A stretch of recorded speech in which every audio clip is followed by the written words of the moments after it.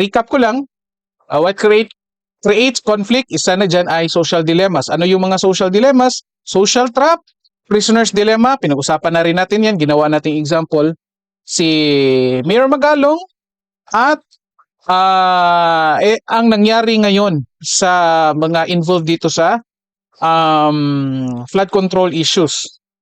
So then, tragedy of the common, yan yung pinag-usapan natin kanina. Then, nag-touch na din tayo kanina. So, pinag-usapan natin tragedy of the common. Yet, nag-touch tayo dito sa evolving motives at non-zero sum game. Okay? Yung fundamental attribution, nag-touch din tayo dyan.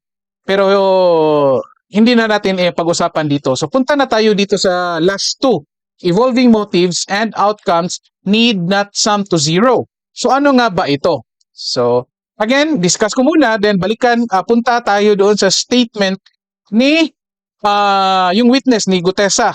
Tapos analyze natin saan yung evolving motive sa kanyang statement at saan din yung non-zero sum games na sa kanyang statement. At sino nga ba ang makapag-benefit dito? Ano nga bang makukuha natin?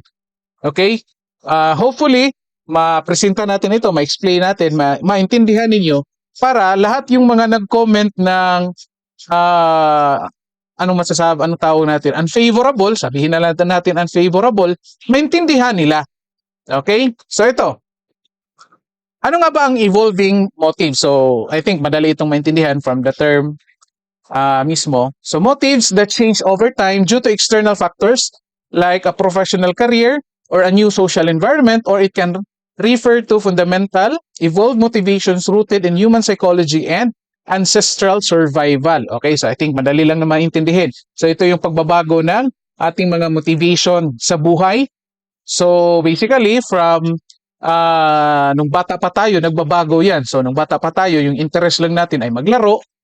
Then nung naging high school tayo, nagbabago din. So naging interested na din tayo sa mga relationships hanggang mag-college. Nung mag-college, interested tayo para sa ating career, so nagbabago yung mga motives natin. So, nag-i-evolve, ika nga. So, dahil sa mga external factors, nung nagtatrabaho ka na, so kumikita ka na, yung motives natin nagbabago din. So, posible, focus mo na ngayon ay yung travel, to enjoy life, meeting with friends, something like that. And then later on, kung may pamilya ka na, nagbabago din. So, posible, nagfo-focus ka na sa iyong family, binabago mo na, mas priority mo na ngayon yung family mo, hindi na yung personal happiness mo. Okay? Or personal enjoyment mo. So, dun ka na, nag-i-evolve. Okay? And, ito, importante, ancestral survival. Okay? Posible, yung iniisip mo pa rin, like dati nga, iniisip mo sarili mo, ngayon iniisip mo na yung kung sino yung maiiwan sa pamilya, sino yung iiwanan mo ng mga ari-arian mo lahat. Okay? Pati na, balikan natin yung tragedy of the common, pati na kung sino yung maiiwanan mo ng mga commons. Again, ulitin natin yung mga commons sa tragedy of the common. Ito yung mga natural resources, pagkain, lahat ng kailangan natin na nasa environment na pinagsalusaluhan natin nating lahat. Okay? Kaya nga common. Nagiging tragedy siya kasi yung iba kumukuha sa mga common na more than sa kung anong kailangan nila. So kaya naging tragedy of the common. Katulad ng corruption.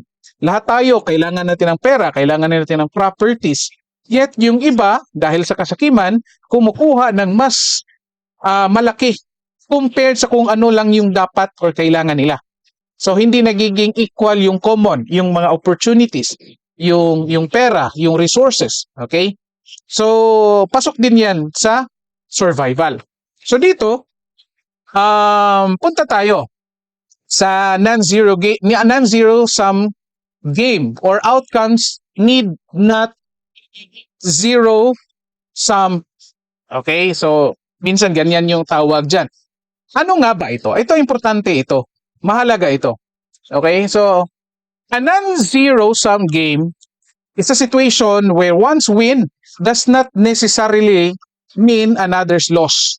And one's loss does not necessarily mean that the other party wins.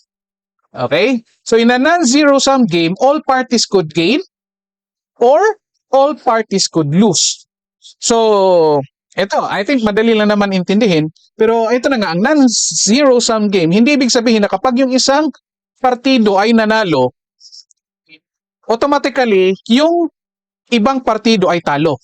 Hindi po ganyan. Ang non-zero-sum game, posible na isang partido nanalo, yung ibang partido naman ay nanalo. So basically, nanalo silang lahat. Okay?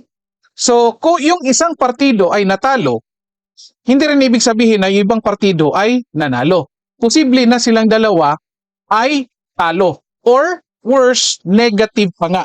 So yan yung tinatawag na non-zero-sum game. So situation po yan na kung saan nangyayari sa pang-araw-araw nating buhay. So anong pwedeng gawin? Importante yung pagiging yung tinatawag nating cooperation. Okay? So ito yung inaasahan natin sa mga politiko natin. So nanalo sila sa isang posisyon, okay? In-expect natin na by the time nanalo sila, taong bayan ay mananalo rin. So kung anong gawin nila,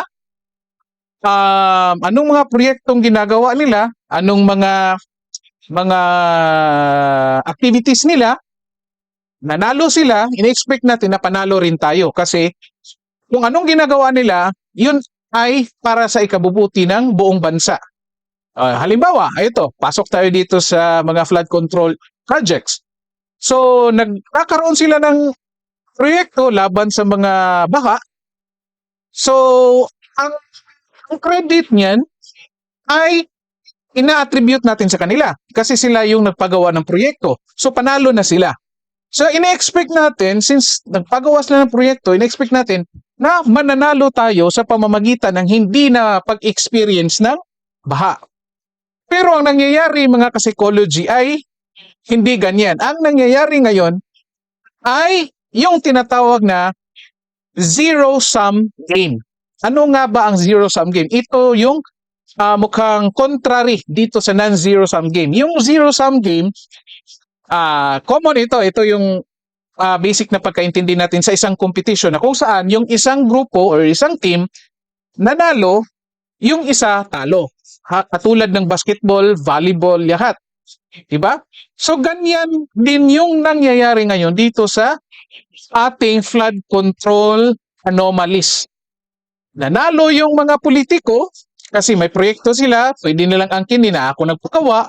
At the same time, kumita pa sila illegally. Tayo naman, lalong bumabaha. So, talo tayo. Nagiging zero-sum game instead na non-zero-sum game. Okay? So, I hope na intindihan ninyo. So, dito, punta tayo, pakinggan natin ngayon itong statement na surprise witness ni Rodante Marcoleta. Tapos, hanapin natin dito kung saan dito yung evolving traits at saan dito yung non-zero-sum game. Okay? So, iiwan ko na lang muna yung PowerPoint ko dyan para sa mga may bagong dating, makikita nila yan at mababasa. Okay? So, ito, pakinggan. Again, mag-comment kayo mga ka-psychology kung naintindihan ninyo, kung may katanungan kayo patungkol dito, para kung may hindi klaro sa explanation natin, maulit ko yung explanation. Okay? So, ito, pakinggan natin. Manatili ka muna nakatayo kasi nanunumpa ka. Okay, raise your right hand. Do you swear or affirm to tell the truth, the whole truth, and nothing but the truth in this proceeding? Yes, sir. Salamat. Take your seat, please. You may proceed. You may continue. Salamat po, Mr. Chair. Forward ko lang muna mga ka-psychology para doon na lang sa pagbabasa niya ng kanyang statement. Ito po, ipinanotaryo ninyo. Ngayon, kayo na po ang magbasa para sa ganun ay marinig po ng buong kapulungan. Pwede po niyong basahin ang inyong salaysay. Maraming salamat, Your Honor. Mr. Chair, can you proceed? You may proceed. Ako po ay nagpapasalamat sa pagkakataong ito. Sa Senate Blue Ribbon Committee, Senator Ping Lacson, sir. At sa iba pang member na nandito po. Ako po si Orly Gutisa, may asawa, nasa tamang edad, Pilipino. Makatapos makapanumpa na ngayon sa umiiral na batas ay nagsasaad at naglalahad ng gaya ng mga sumusunod. Ako po ay lumabas upang magsalita sa isyu na ito. Bilang isang dating sundalo, inalay ko ang aking buhay para sa ating bansa. Sa pagkakataong ito, kung ito, nagdesisyon akong magsalita at maglabas dahil ayokong maging masama ang kinabukasan ng aking mga anak, apo ko sa darating na panahon. Ah. Eh, so yan ha, i-pause ko lang muna para hindi natin. Ako'y nagdesisyong magsalita kasi, ano yun? Dahil pa ayaw ko maging masama ang kinabukasan ng aking mga anak at ng aking pamilya at mga apo. Saan yan pumapasok? Okay? So, most likely mga ka-psychology, titignan natin ngayon sa una, evolving motives. Tanong natin, dati hindi ba siya nag-iisip sa kanyang pamilya or at apo nung siya'y nagtrabaho kay Zaldico? So most likely nag-iisip din naman. Kaya nga nagtatrabaho sa kasi para sa kanyang pamilya at sa kanyang magiging apo, future. Ang problema, hindi niya alam kung anong klase trabaho. Ang alam lang niya, security. Tingnan natin dito, non-zero sum game. Tingnan naman natin ngayon dito sa non-zero sum game. Pasok nga ba itong rason niya na lumabas siya dahil, tingnan natin, itong paglabas niya, pagdesisyon niya, panalo nga ba siya dito or talo? At kung panalo or talo siya dito, tayong mga Pilipino or buong Pilipino, panalo ba or talo? Tingnan natin dito. Na ngayon, kung iisipin natin, sir, ang parties dito, si Gutesa at ang kalaban na niya ngayon ay si Zaldico. So kung matatalo, kung mananalo dito si Gutesa sa kaso, matatalo si sino ba ito? Zaldico, probably talo siya sa kaso, pero mga ka-psychology, magkakaroon ng oportunidad si Zaldico na ayusin yung kanyang mga pagkakamali. So basically, panalo pa rin siya. So I think itong rason niya dito, pasok siya dito sa non-zero sum game. Okay?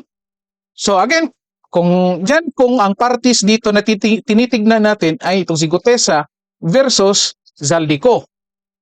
The same thing with Martin Romualdez. Okay? Na kung titignan natin na ang parties dito si Gutesa at ang sambayanang Pilipino, kasi kagaya ng pinakita natin dito kanina sa mga comment sections na mukhang negative yung perception nila dito kay Gutesa. So, kung mananalo si Gutesa dito, mapapatunayan niya na talagang totoo yung sinasabi niya. Matatalo ba ang buong Pilipinas or mga Pilipino or mananalo? Ako personally, sa tingin ko, kung mananalo siya dito, mapatunayan niya na may sala dito si Zaldico at Martin Romualdez. Sa tingin ko, panalo tayong lahat Pilipino kasi maisusoli yung perang mga ninakaw allegedly. So, sa tingin ko, pasok dito yung rason, itong rason, first reason ni Gutesa dito sa non-zero sum game. Okay? So, ito, patuloy natin mga psychology. Ayoko pong naririnig ko at napapanood ko sa pagdinig ng Blue Ribbon Committee. At ngayon ko po napagdugtong-dugtong yung naging partisipasyon ko po sa anomalya at korupsyon na ginawa at lumalabas sa hearing na ito. Yung palang pera na binubuhat namin at dinideliver mula sa masamang gawain na nagdulot ng baha na ikinamatay ng tao at imbes na gamitin ang pera sa edukasyon, medikal at programa na mapunta lamang pala sa bulsa ng mga politiko. Okay, stop muna natin mga ka-psychology. So, balikan natin. So, eto, evolving motives. Check muna natin. Change due to external factors like professional career or new social environment or fundamental evolved motivations. Okay? So, pasok nga ba dito yung rason niya na kung saan na-discover niya yung mga ginagawa ni Zaldico at ni Martin Romualdez. Kasi nandun siya para magtrabaho bilang security. Ngayon nag-resign siya at ngayon napagdugtong-dugtong niya na yung mga deliveries pala nila ay galing pala sa posibleng nakaw. Okay? So most likely, nakita ko dito mga psychology, mukhang pasok itong rason niya dito sa evolving motives. Kasi ang unang motive niya dito ay magtrabaho at kumita ng pera. Ngayon, nagbago na, iniisip or nakafocus na siya dahil sa mga na-discover niya, nag-focus na siya ngayon no? O ito na nga, career, professional career, external factors. Nag-focus na siya ngayon dito sa pagpalabas kung ano yung mga nalalaman niya kasi iniisip na niya dito na ito sanang mga perang mga ninakaw na dineliver nila ay pwede sanang gamitin sa edukasyon, sa medical at sa iba pang mga programa ng gobyerno. So, itong rason niya dito, pasok dito sa evolving motives. Okay? So, titignan naman natin ngayon dito sa non-zero sum game. Non-zero sum game. Tingnan natin, pasok nga ba dito yung rason niya? Nagbago siya. Dahil ito dapat mga pera ay gagamitin dapat sa medical at sa iba pa. So kung titignan natin, nawalan siya ng trabaho at ngayon lumalaban siya para yung perang sa tingin niya ay nakaw magagamit dito sa edukasyon at sa medical at sa ibang programa ng gobyerno. Okay? Ngayon, kung matatalo siya dito, sa tingin nyo, matatalo ba tayong lahat ng Pilipino or mananalo? Sa tingin ko mga kababayan, kung itong pakikipaglaban niya na maisolo yung pera at magamit sa edukasyon at medical, kung mananalo siya dito, yung lahat Pilipino ay mananalo. Kasi magagamit sa mabuting paraan yung perang dineliver nila. Pero kung matalo siya dito, lahat din tayo ay talo. Kasi hindi maisauli yung perang sa tingin niya ay nakaw na galing sa gobyerno. So, non-zero sum game. Okay? Kaya nga ako personally mga ka-psychology, nagdududa ako or hindi ko maintindihan, bakit yung iba? Galit sila dito. Nagsalita lang naman siya, nagsabi lang naman siya ng kung anong katotohanan niya. O kung anong sa tingin niya ay totoo. Okay? Hindi naman, I don't know, probably yan yung nakikita ng iba na ginagamit ito para paninira sa mga politiko. Yet, kung titignan natin yung background niya bilang Marine, tatanggap ba ang isang Marine or sundalo ng ganitong klaseng assignment na kung hindi naman totoo? Knowing retired na po siya. Okay? So, patuloy natin. Pakinggan pa natin kung anong rason niya dito. Hindi natin tatapusin itong statement na ito kasi sa first part lang siya nagbigay ng reason kung bakit lumabas siya. Mabigat po sa akin magsalita dahil may pamilya ako. Patangan ako, nag-aaral pa. May asawa ko at nangangalaga sa aking mga anak at marami akong kasama sa operasyon na may kinalaman na ibabahagi ko sa inyo. Nagtatrabaho lang po kami ng mga kasama ko at mga kasama kong sundalo sa Philippine Marines. Huwag sana isipin na aking mga kasama na nagtatraidor ako. Ako sa aming trabaho at pinagsamahan dahil pare-parehas kaming may pamilya at gusto lang naman naming ayusin ang kinabukasan ng bawat isa. Okay, so pause natin. So gusto lang namin ayusin ang buhay ng isa't isa or buhay ng aming pamilya, isa't isa. Okay, so punta tayo sa evolving motives. Di ba, ang pagtatrabaho kay Zaldico ay kumikita siya ng pera para sa kinabukasan ng kanyang pamilya. Tama, di ba? Tama. Totoo naman. Kasi most likely, malaki ang kita dito. Malaki ang bayad ni Zaldico kasi security siya. Marine pa. Di ba? Skilled po yung Marine sa pagkakaalam natin. Ngayon, nag-resign siya at lumabas siya ngayon, binulgar niya ito. So, nag-sacrifice siya. Sacrifice niya yung buhay niya, yung pamilya na, para sa buong Pilipino. So, ako personally, nakikita ko na itong rason na ito, pasok ito dito sa evolving motives. Kasi kanina, yung pagtatrabaho niya kay Zaldico, ang motives lang niya doon ay exclusive lamang para sa kanyang pamilya. Di ba? Yet, ngayon, dahil sa paglabas niya dito, kahit namimiligro yung buhay niya at ang kanyang pamilya, hindi siya natatakot na lumabas at magsalita at pinangalanan si Zaldico at Martin Romualdez kasi itong pagsasalita niya ay para sa buong Pilipino. So, Again, kayo mag-comment comment kayo mga ka-psychology kung anong masasabi nyo dito sa ating explanation, ha. So nag-evolve yung motives, hindi na lang sa pamilya, buong Pilipinas pa. Okay? So pwede rin natin sabihin na posible hindi rin naman talaga nag-evolve yung motives niya. Na-recall lang niya yung kinanumpaan niya bilang marina magsilbi sa bansa. Pwede rin. Di ba? Or pwede rin, nung nasa active service pa siya, yung motives niya ay yung pagprotekta sa buong bansa. Nung nag-retire siya, nag-evolve yung motives niya. Focus na lang sa family. Then ngayon na may na-discover siya at lumabas siya, pwedeng nag-evolve din, nag-evolve ulit at bumalik doon sa kanyang pinanumpaan na sa pagserbisyo sa buong bansa. Pwede rin. Di ba?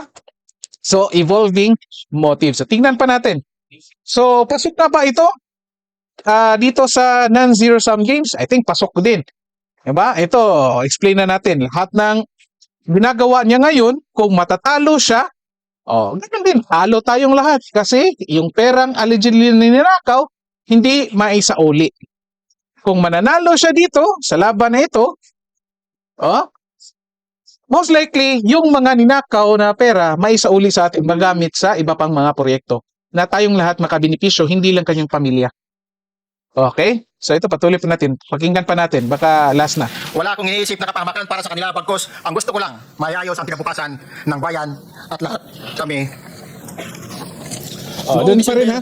5, 2004, nahire ako bilang security consultant sa Stop na natin kasi ito na yung mga detalye ng kanyang pagtatrabaho kay Zaldico. Okay. So, I hope na explain po natin lahat.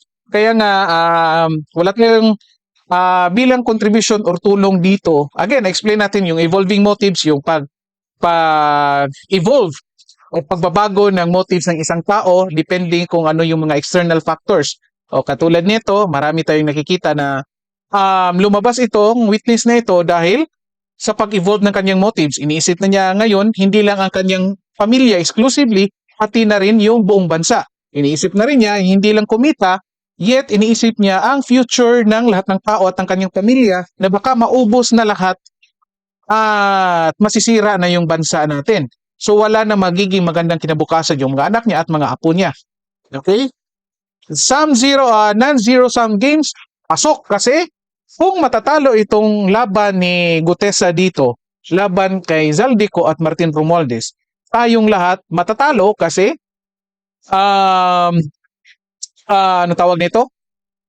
Hindi may soli yung pera. So yung mga taong galit sa kanya, I suggest mag-isip-isip kayo kasi hindi lang ito laban ni Gutesa. Laban ito ng buong bansa or laban natin ito lahat ng Pilipino. Kasi nga kung anong kinalalabasan nito, tayong lahat ang magiging apektado. Okay, so yung mga galit dito, nagsasabing nagpapagamit, nagsasabing fake witness.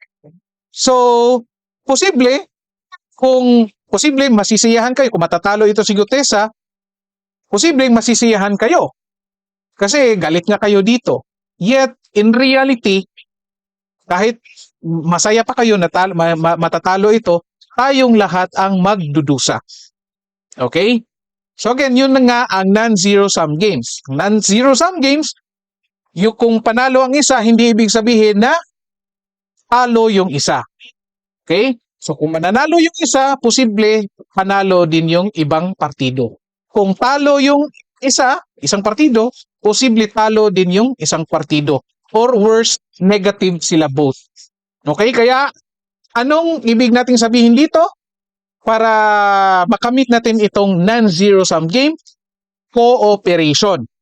Okay, mag-cooperate tayo. Katulad, again, may ibang example din tayo, okay? Labas tayo dito. Doon sa nangyaring September 21 na rally. Okay? Unfortunately, yung goal ng iba, magkaiba doon sa ibang grupo. O may ibang grupo doon na pumunta lang para manggulo. May ibang grupo din na nananawagan ng anti-corruption lang. May ibang grupo din na nananawagan na resign BBM. Okay? So, probably ang nasa isip ng mga grupo na nanggugulo, dapat nila talunin ang gobyerno. Okay?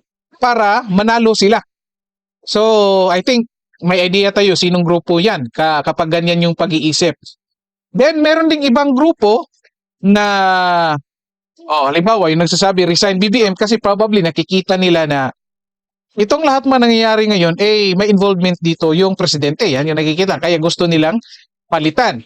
So, kung mananalo sila, mapalitan si PBBM, pwede hindi natin alam kung sinong papalit. At kung mas magaling pa kay PBBM ang papalit, tayong lahat mananalo. Di ba? So, tayong lahat makapagbenepisyo. Ang problema din, yung mayroon ding grupo, ayaw din nilang ipa-resign si PBBM kasi nakikita nila na yung Vice President si Sara Duterte, sa tingin nila na kung maparesign nila si PBBM, o panalo sila, papalit si VP Sara, o mananalo ito si VP Sara, sa tingin nila matatalo sila. Na ganyan yung nasa isip nila. Kaya ang iniisip nila dito para lalabas na non-zero sum game, ang sigaw nila is anti-corruption. Okay? So, yan yung mga kaya ang dating yan yung non-zero sum game nung iba't ibang grupo. Yun, kung titingnan natin yung buo, may non-zero sum game nga ba sa buong event na yon? Kung again nung September 21 na nagkaroon ng malawakang protesta or kilos protesta. So unfortunately, sa tingin ko, ang lumabas doon ay zero sum game. Bakit? Kasi may mga grupo na gusto lang yun na nga, nanggugulo, naninira ng mga gamit ng gobyerno. Gusto nila gusto nila matalo yung gobyerno para sila yung manalo. Okay? So, magkaiba na ngayon ang nagiging goal ng lahat or ng iba't ibang grupo. So, medyo questionable. Okay? So, I hope meron kayong natutunan. Again, comment kayo kung anong masasabi niyo at kung may katanungan kayo, pwede ninyo mag-comment.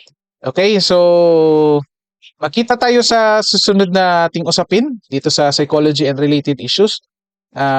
Maraming salamat sa lahat ng mga nanonood at makita tayo ulit sa susunod nating live stream. Good day everyone.